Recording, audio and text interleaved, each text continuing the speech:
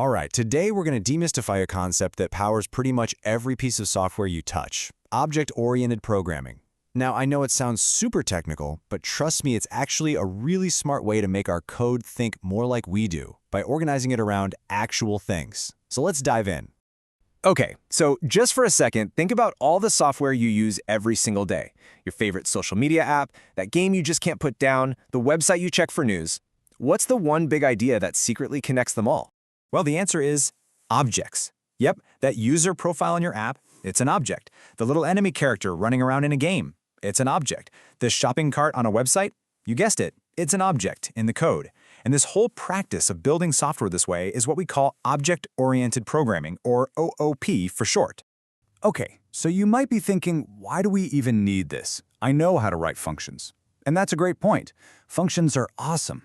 But what happens when that little script turns into a massive, complex application? Things can get messy.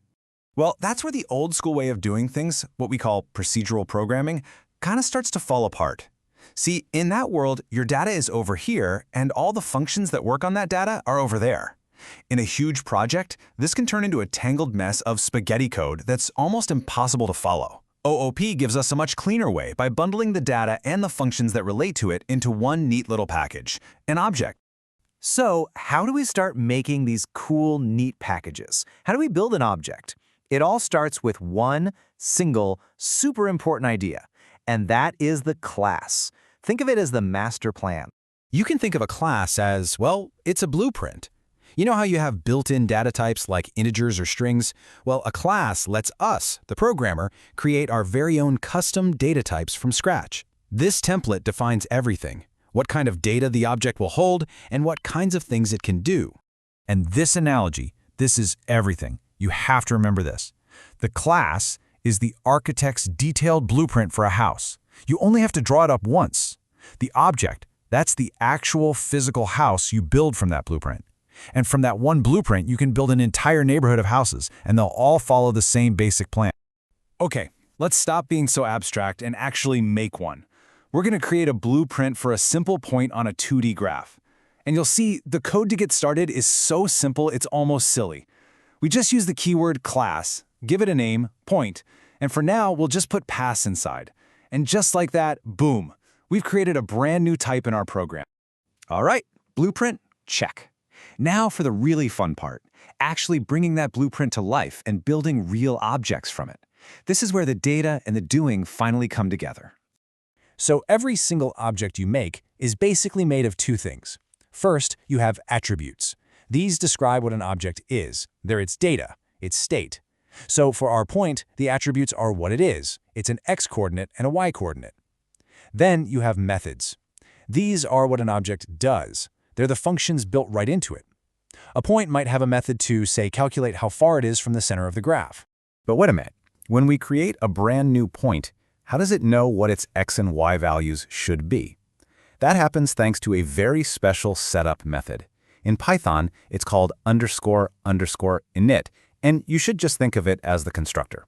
It's like the factory foreman who's there the second a new object is born, ready to give it its initial instruction. Okay, let's really break this down. What's happening under the hood when we type p equals 0.34? First, Python makes an empty object from our blueprint. Then, it immediately calls that special _init method. And here's the magic trick. Python automatically sneaks that new empty object into the method as the very first argument, which we always call self by convention. So when you see self.x equals x, what it's really saying is, hey you, new empty object, your x attribute is now 3. It does the same for y, and just like that, our object is alive and ready to go. Pretty cool, right? Now, just because we've created an object doesn't mean it's frozen in time. Its state can change. We can peek inside and see its values using a dot, like p.x. And we can even change its mind. We can just say p.x equals 10, and from now on, the object itself will remember that new value. Okay, so we've got the basics down. We can make blueprints, and we can build objects from them. Now we're ready for one of the coolest, most powerful ideas in all of programming. This idea is called composition, and honestly, the best way to think about it is like building with Legos. It lets us model things in the real world where one thing has another thing. A car object has a wheel object, or in our case, a rectangle object is going to have a point object to mark its corner. So check out this rectangle class. It's pretty straightforward, right? We give it a corner, a width, and a height. But look at that first line inside the constructor. Self.corner equals corner. We're not just storing a number there, we're storing an entire point object. This is huge! We're putting an object inside of another object, just like snapping Lego bricks together. And that right there, that's the whole game. That's the real power of thinking this way. We create these simple, reliable components, like our point class, and then we use them as building blocks to create much more complex and interesting structures. It's an amazing way to manage complexity.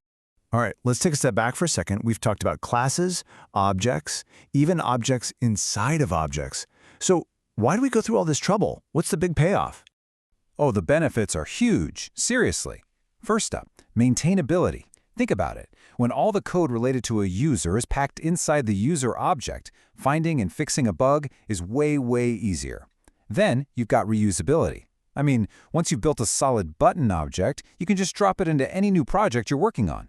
And finally, it just helps us model the real world in our code, which makes it a lot more intuitive to understand. So if you remember one thing from all of this, let it be this. Object-oriented programming is all about taming complexity. It lets us bundle data and the stuff that acts on that data together so we can build massive, complicated systems out of small, simple, and understandable pieces. You know, once you start seeing the world this way, you can't unsee it. That coffee mug on your desk? That's an object. The car you drive? Object. Your dog? Totally an object.